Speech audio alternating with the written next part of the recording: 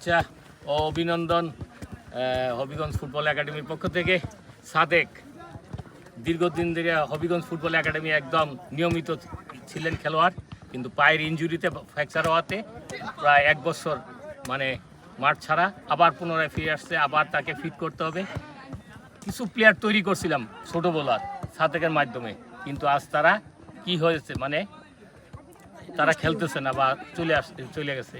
কিন্তু দুঃখের বিষয়, আমার এই রক্তের ঘাম জড়ানো এই প্লেয়ারগুলি মানে সত্যি কথা কোনো পয়সাও নেই না, কিছু নেই না, কিন্তু কোনো কারণ রিজন ছাড়াই তারা খেলাটা ছাড়ছে। আমার খুব কষ্ট লাগে আর কি, যে একটা প্লেয়ারকে তৈরি করতে কত সময় লাগে, মানে কি লাগে, কত মেধা খরচ হয় একটা কোচ বলতে পারবে।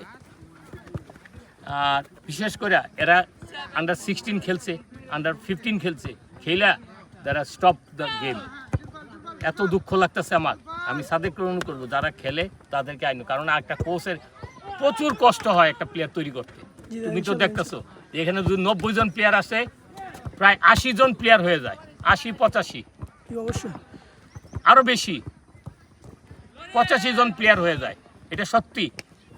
আর বাকি 5 জন তাদের গাফলতির কারণে খেলা শিখতে পারে না। বাকি 5 জন, এটা বিশ্বাস না হইলে এটা হবিগঞ্জই সাক্ষী যে কতজন প্লেয়ার হইতেছে কতজন না।